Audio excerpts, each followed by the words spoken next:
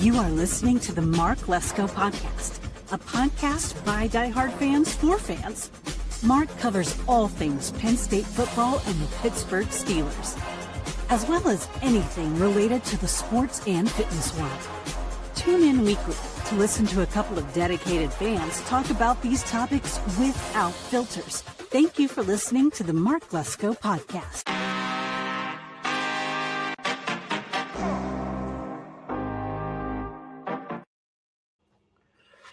What's up, everybody? Welcome to the Mark Lesko Podcast. I'm your host, J Rod, and this is Steelers Central, but I'm doing a weekly pick edition for the NFL. So, guys, just a little side thing. The trade deadline does end today at 4 p.m., and I think the most important things that the Steelers need is going to be a wide receiver 2 and definitely offensive line help, knowing that Isaac Seumalo may be out for the foreseeable future. I know that Spencer Anderson's still a great option, but that doesn't necessarily mean they don't need help. And then I'd say cornerback. I mean, just get a little depth, get that position taken care of. I mean, can we get those 3 guys? I mean, that's a lot to ask for, especially, when we have all the picks that we're going to be making in the draft next season. In Pittsburgh. So it's going to be a tough, I think, decision to make ultimately for them. But in the end, guys, I think those are obviously the biggest priorities that we need. We get those things and we fill those gaps up with the right guys. I mean, that's the thing. I mean, are we looking at Jalen Waddle? Are we looking at Jacoby Myers? Are we looking at even Chris Olave from the Saints? I know they say they won't trade him, but I mean, with the right price, I mean, maybe we give him a second round or a third round pick for him. I would take that bait. And I mean, maybe you throw in a guy like Roman Wilson. I know that, it's unprecedented that happened when he did what he did, but it's a good trade piece to have. He's good.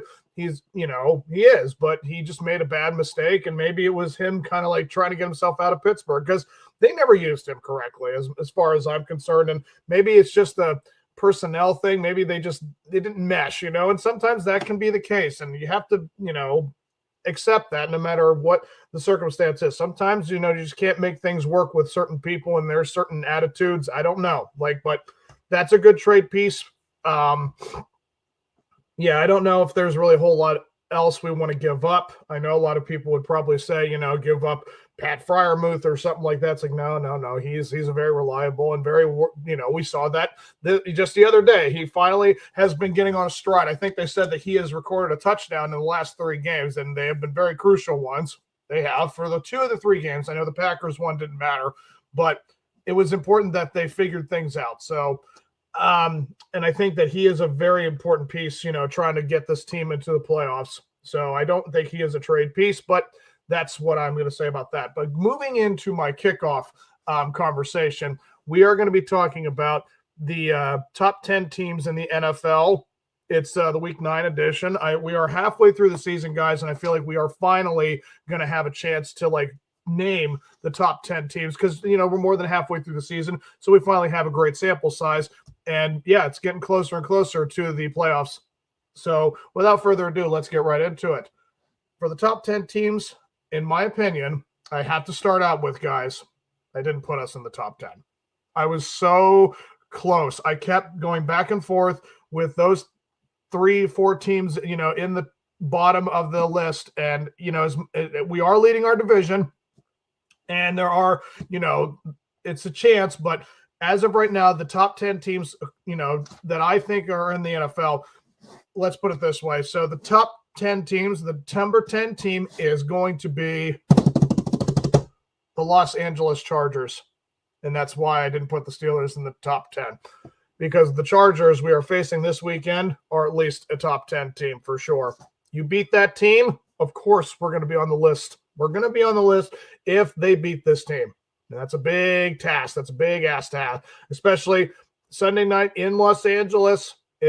I know we travel well, but this is about as big a game for them as they have seen in quite some time. And Justin Herbert and Jim Harbaugh, it's all there, guys. They're going to have everything rocking, and they have what they've got. I mean, they have had injuries, but they have stayed afloat. That AFC West is tough. I mean, between the Chiefs and the Broncos, it's not an easy division right now. So this right here is what you get for being all collectively pretty well sound, and they just keep winning games in very impressive fashion. So what more can you ask for? And now the number 9 team is going to be the Green Bay Packers. I think that despite losing Tucker Kraft, as of right now, they are still in the top 10 list because they are still leading their division. It is a temporary thing to me right now, but losing him is huge. And I'm curious as to how they're going to handle things moving forward. Because again, I can't really base it off the fact that you lost to the Carolina Panthers. The Panthers are 4-4 at the time. I know that they started to show their colors, against the Bills and everything, but they didn't do anything wrong. And Jordan Love still did have Romeo Doubs, and he still had Josh Jacobs, and no one had an answer for the Panthers' defense. So the fact that you lost at home to the Panthers, yeah, I know that's showing you how good the Panthers are. I apologize. So they have a good team. They do. They act so far through the season. They have shown they have a team to at least pay attention to. So the Packers are still in the top 10, but they're holding on for dear life. And the number 8 team is the Los Angeles Rams. I know that the Matthew Stafford and Sean McVay and company, they have a really tough division with that West as well. The NFC West and the NFC North might be the 2 best conferences. But again, the AFC West is doing some pretty insane things too. I mean, you're looking at 9 teams between the Rams and the Seahawks and the 49ers, and then you go to everyone in the NFC North. I mean, it's just the Lions, the Vikings, the Bears, and the Packers. Like, they're all still 500 over best team records, And then, of course, like with the NFC West, you have the Chiefs and you have the Broncos and the Chargers. Like, this is insane. So it's a heavy list, but the Rams definitely deserve to be on that list. They have just gone out there, done, pretty straightforward things. It's a really well-balanced team. I mean, Puka Nacua, what more can you ask for from that guy? Their running back system is very sound. They just make plays happen. So they're very, very good team, guys, and very buttoned up. And how can you not be impressed? So the number 7 team is the Buffalo Bills. I know they're 6-3. I know they have owned the AFC East for quite some time now, but there's another team now that has finally gone through the transition. I think, what has it been now, 4 or 5 years since this other team in the AFC East, which I'll be mentioning soon, is really looking like a darn good team, and the Bills lost to that team. So they are 6-3. They did absolutely take care of business against the Chiefs. It was a close game, but they won out, beat Patrick Mahomes. The Chiefs are not a top 10 team either. They're not in this list. So they have definitely earned the right to stay on the list, be in the conversation. So it's guys, it's Josh Allen and it's Sean McDermott. They're not going anywhere anytime soon. So without further ado, let's go to number 6 team, the Denver Broncos. Bo Nix and company, I know they had a really tough outing against the Texans, but, they held on and they won it very, very close. And again, when Sean Payton and Bo Nix and company, they're just taking care of business. I mean, Cortland Sutton is a fantastic wide receiver. I know they have other guys, but I can't name them off the top of my head. They're just a very, very well, solid, sound football team. 7-2, guys, that's impressive. You can't not say that they're not a good team when they have done that so far this season. And the number 5 team is the New England Patriots. That's the other team, and you knew who that was. And the Drake May and all them, Mike Vrabel, they are just showing everybody that they have improved and they are ready to do some pretty good things in the NFL. They have done it so far. And the fact that we won against that team, and we forced so many turnovers in that game. that was the one thing, or they gave up a lot of turnovers. I think there was a lot of fumbles as opposed to interceptions. But listen, you take advantage of those games, and those games can happen. Anybody can be beaten at any given time. So the fact that the Steelers are one of the teams that beat that team, that's just showing that they haven't really messed up since. They have just went to town and done their job. So they are definitely right where they should be in terms of they have earned it. They have won it. They are one of the best teams in the NFL. So the number 4 team is the Seattle Seahawks. I mean, what more can be said about them? The Sam Darnold and company, they are just buttoned up. That head coach, like I said, I sung his praise when they beat us at the beginning of the season, and they haven't looked back at all. They have just taken care of business. They are absolutely one of the more impressive teams in the NFL this season. So just taking care of business, and they are owning that division right now in the NFC West. But again, those Rams and those 49ers, they're not going anywhere anytime soon. And I was very close to putting the 49ers in this top 10 list, but it's just, if I'm looking at both of them, the Seahawks just have just a little bit more, just a little bit. And it's the same thing with the Rams. So, and now the number 3 team in the NFL is the Tampa Bay Buccaneers. Despite the injuries that they have had to their wide receiving core and the offensive weapons, they're still winning games. They just are taking care of business. You know, Baker Mayfield and company, that they're not floundering. I mean, I think if I'm right, I think they had one loss just recently. I can't remember exactly, but I want to make sure I got the name. Let me see the week 7, week 8. It's week 9. So we'll double check this.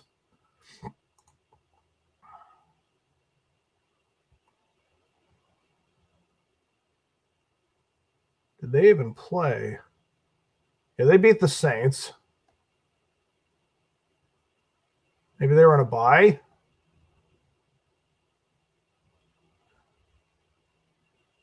That's quite possible. I do not see those. So they must have just had their bye week. Okay. Yeah. Oh, okay.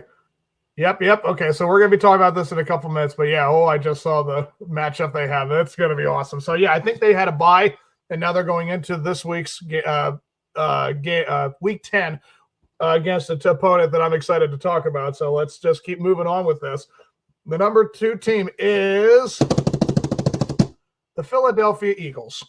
And primarily that is just, again, because they have all these weapons. They have the best tangent in all the NFL with A.J. Brown and Devontae Smith. Like, it's a very solid option. And, you know, Jalen Hurts has not done anything recently to mess anything up. They have just been buttoned up. They're absolutely a well-established team. They're ready to take care of business, and it's pretty impressive. So, yeah, you got to put your hat to them. And, again, they own that division. That NFC East is like the worst in football, so no one's touching them. So that's why they're staying up in the top 3, and that's where they're going to stay. So the number 1 team, guys, is, of course, the Indianapolis Colts. I'm not saying that's a great thing for us that we beat them the way they did, but that was 6 turnovers. And I'm not saying that's going to happen ever again, but that's very, very rare that occurs. So you can't really say, oh, God, look at what they just put up with or what they just looked like. I mean, they're not a great team. No, they're still the number 1 team because, again, they have the best record in the AFC, and they're still the best team despite it. So, I mean, not like we figured things out and everyone's going to use our blueprint, but, yeah, they went on the road against us. If it was in Indianapolis, we probably would have gotten our butts handed to us. So it makes a difference sometimes with that home field advantage. But they're still the number 1 team, guys. So there's the top 10 list. And without further ado, let us get into the playoff picture scenario. So let's go right into this. I apologize. I'm having bad blockage today. Number 1 team, Indianapolis Colts in the AFC. Number 2 seed is the New England Patriots. Number 3 seed is the Denver Broncos. We're the 4th seed again because we're leading the AFC North.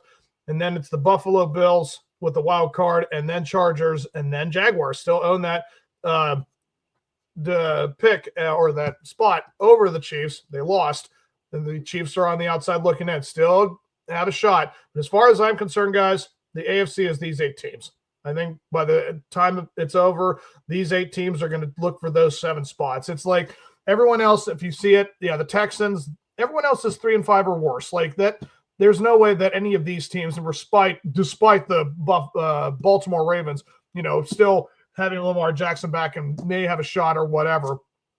I'm not buying that. I mean, in the end, they would have to completely win out, not lose a single game for the rest of the season, and go 12-5 in order for them to at least win the division. I know that 12-5 would get you a playoff, but I don't know. I mean, yeah, the Jacks, they might get the 7th spot over the Jaguars, but I'm not seeing them beating the Bills or the Chargers.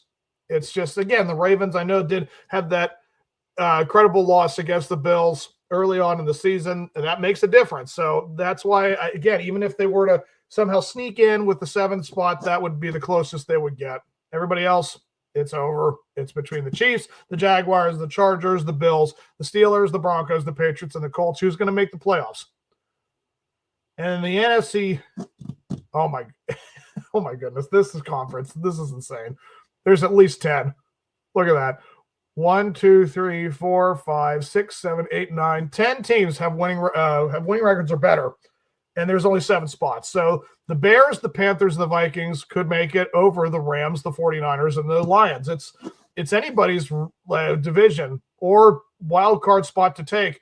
Now, yes, the number 1 seed team is the Eagles for right reasons, again, because they own the NFC East. This team absolutely is going to take care of business.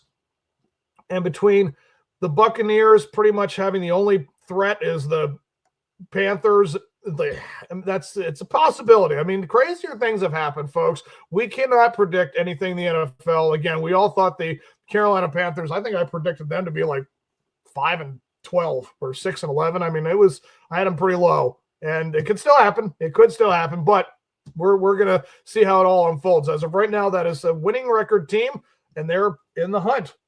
But yeah, this is where it now starts to get interesting because yes, the Seahawks have the 3rd seed, but the Rams and the 49ers are right there at their heels, right there at them, guys. And if I was to say of these 3 teams, I would still pick Seattle over all of them just because, again, that head coach is just doing some spectacular things. And the Rams, yeah, they are also buttoned up and they have great players too. But again, the 49ers have Kyle Shanahan and they still have Christian McCaffrey and Brock Purdy still. It's like they're still keeping themselves in the conversation. But I think in the end, the Seahawks just have the best package of these 3 teams in the NFC West. And then with the Green Bay Packers, goodness gracious, guys, all 3 of those teams are wild card or trying to stay in it. And the Packers are holding on for dear life.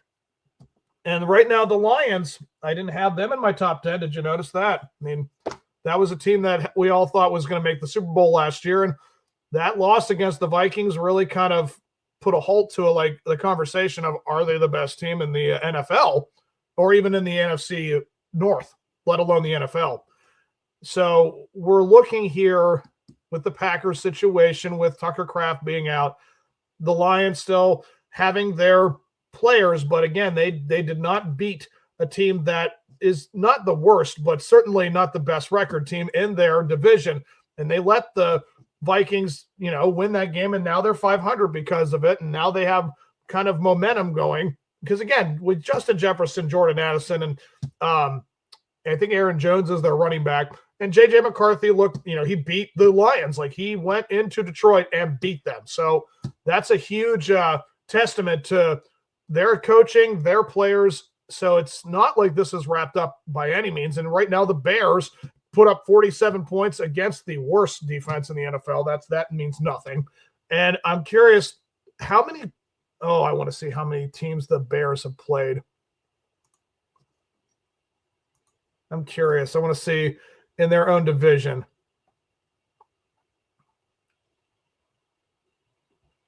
So the Lions did destroy them, and the Vikings beat them. Yeah. So far, they're 0-2 in their division. They haven't played the Packers yet. But, I mean, they're going to be playing the Vikings very soon, not this weekend, but next. But, yeah, we'll get into all of it. But I'm saying, yeah, the Bears right now are 0-2 in their scenario and against the North. It's like, I'm not sure. I'm still going to pick the Lions to win this division. I think that when it's all said and done, I think they're going to at least be the number 3 or number 4 seed team. And I think, again, that's such a blow to the Packers, losing Tucker Kraft for the season. And again, it showed that they could not move the ball. They couldn't make anything happen against that Panthers defense. That is a huge concern. And as of right now, they haven't played the Bears yet. The Packers still have to play them twice. So I could see the Bears sneaking in as a wild card team over the Packers. I mean, out of nowhere, the Packers could very well falter and be the worst team in this division. It's unfortunate timing. It just sucks that one player really messes up that tangent, but we'll see how the season goes. But as of right now, that looks like it's a very bad loss, and it's going to hurt them. And then you have, again, with the wild card teams, the Rams, the 49ers, and the Lions. Again, I'm going to pick right now that the Bears are going to be a playoff team. And I know that the Rams are definitely going to be a playoff team. So it's going to be between the 49ers, the Packers, and the Vikings, I think, that are going to go for that final wild card spot. Now, if I'm choosing between the three of them, the 49ers, the Packers, and the Vikings, I mean, obviously the 49ers have the better record. So, I mean, they would have to completely collapse. And again, we don't know how this team how many teams have the 49ers played? That's a good question.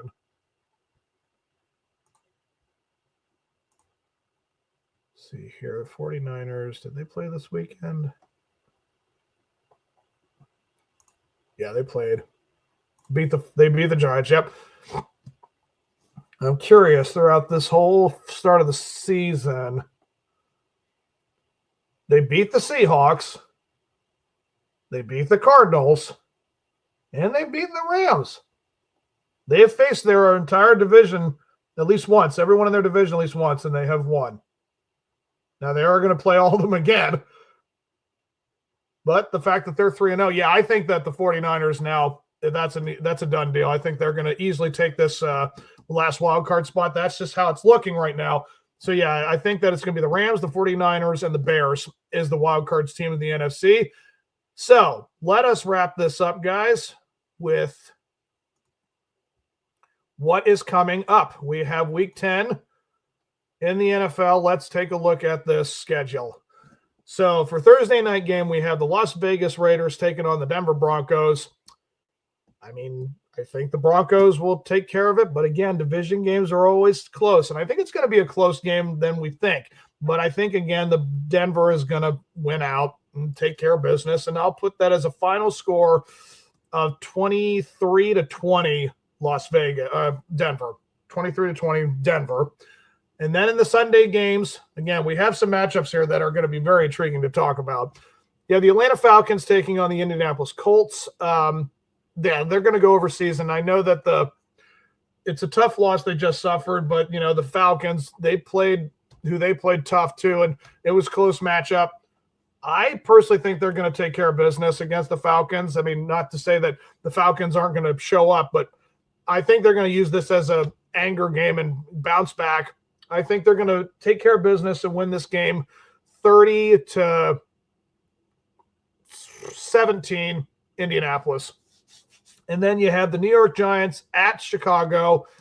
I mean, New York, they said, was like going to win this game against the 49ers just because of all the injuries. I'm not really sure, but the Giants don't have anything to play for at this point. And it's just like they're looking to get the number 1 seed at Pittsburgh's draft next year. So I think that it's just going to be a blowout. I think Chicago is going to take care of business, and they're going to win this game single-handedly, probably 35-14. And then the Buffalo Bills are at Miami. Miami is completely destroyed. They've lost all their season. It's over. It's move on to next year, guys. Just stumble through the rest of the year and try to get the worst record so you can get the highest pick. I mean, Buffalo will go into Miami, and they're going to win this game probably 31-14. 31-14, maybe 31-10, 31-13, Buffalo. Now, this is an interesting game. The Baltimore Ravens at the Minnesota Vikings.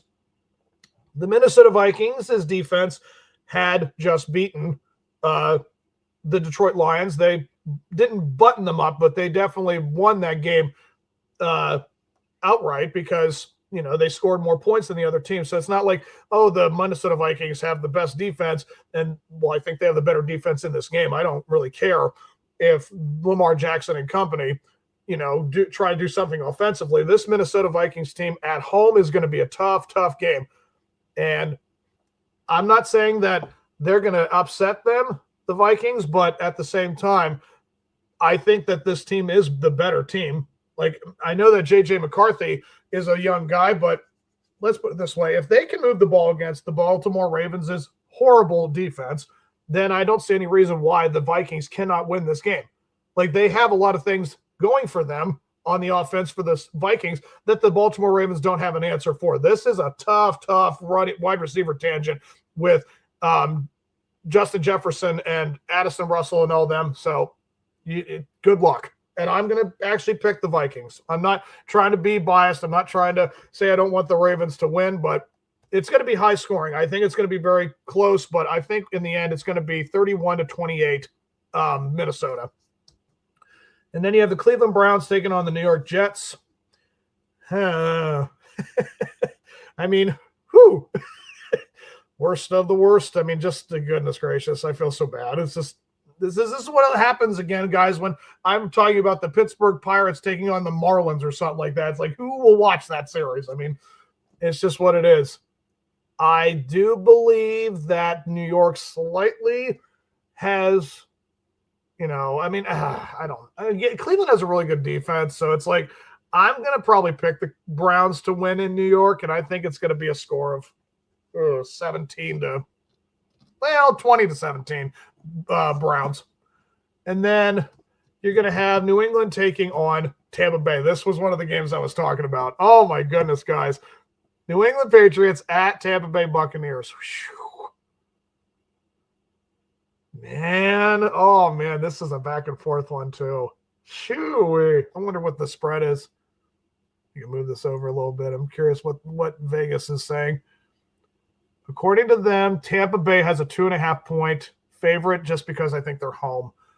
Oh, man. This is interesting. Again, all the weapons that Tampa Bay does still have against New England's really tough defense. And, again, Drake May taking on – the Tampa Bay Bucs defense is good. I don't know if it's great, but it is very good. Oh, well, I think I'm going to have to just go with my gut here, guys, and I'm going to say that the New England Patriots are going to pull this one off. I think they're going to go into Tampa Bay, and I think they're going to win. And I think it's going to be a final score. It's going to be pretty good. I'm going to say 27-24 New England. Then you have the New Orleans Saints taking on the Carolina Panthers. Guys, Carolina could be 6-4 after this game. Again, there's still 7 games after this week. So it's like they still have 7 opportunities to just completely fall apart. But at this moment, I am going to be picking the Carolina Panthers to win this game because they have a great record at home. And the Saints, they have a lot that they're going to be losing. So especially after the trade deadline. So I'm going to pick the Carolina Panthers to win. I'm going to say 24-17, Carolina. And then you have Jacksonville taking on Houston. I still would say Jacksonville has the better situation. The Houston Texans, they're like 3-5. They're nowhere near where they need to be. They're not in the race whatsoever in the AFC South. This will pretty much decide if whoever wins this game is going to be the team that's going to try to beat the Colts for that last spot. And I'm just thinking Jacksonville has the better weapons. They just have the better situation. I'm going to say this is going to be somewhere like 24-20 Jacksonville. And then Arizona takes on Seattle. I think Seattle destroys them. Not that, Jacoby Brissett or Kyler Murray can't, make a game out of it or make it close, but Seattle's just so dang good. I mean, what more can be said about it? They're just a very, very good football team. And I think that final will be 28-14 Seattle. And then you have the Los Angeles Rams taking on the 49ers. I mean, guys, this is pretty much it for the 49ers. If they beat the Rams, they will go 4-0 in their division. And I know that they're still on the heels of Seattle, but that would definitely propel the 49ers to be in the top 10 list and below and above the Rams. Like, that would just really shoot them into this top 10 list for sure. However, I know Sean McVay and company have a very, very good team. Again, I trust Matthew Stafford more than I do Brock Purdy. Oh, guys, this is going to be a really close game. What is the spread on this one? This will be interesting. I think they should have the Rams favored. Yep, they have the Rams favored by 3.5, and that's the angle I'm going to go with. I think that the Rams are going to take 49ers on, and it's going to be a really great game. I think it's going to be a score of like 30-27 Los Angeles. And then you have Detroit taking on the Washington Commanders. I mean, I think the Washington Commanders might be the most disappointing team this year. I know that Jaden Daniels had that devastating injury, and so now they don't have their quarterback. And it's right now what it looks like. The Commanders have fallen off this season, and it stinks. But, you know, they can't control the NFL's trajectory. And, again, with injury, it's just how you were supposed to be and what you are. It can happen. I mean, I've seen it with my team. Everybody has seen it. And they're facing it right now. So I think the Detroit Lions are going to go in there. I think they're going to take care of business, and it's going to be 31 to maybe 13 Detroit. And guys, we have the Pittsburgh Steelers taking on the Los Angeles Chargers. Guys, I'm going to get into that game this weekend when it's Sunday for my live show. I will give my predictions then. And I will already warn you that I did say that this was one of the teams that in my preseason predictions that we were going to lose to. So I'm not steering away from that, but I want to hold off until Sunday to give up the breakdown.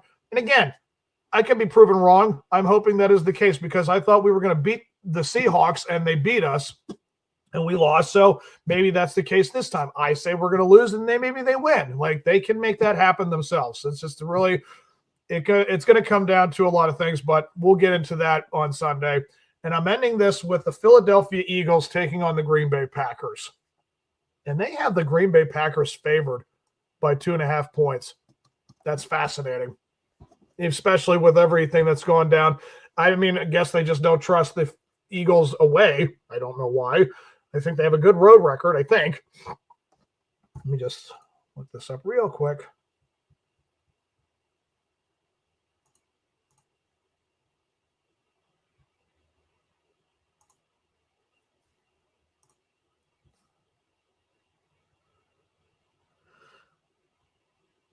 Yeah, they beat the Vikings. They beat the Bucks. They beat the Chiefs.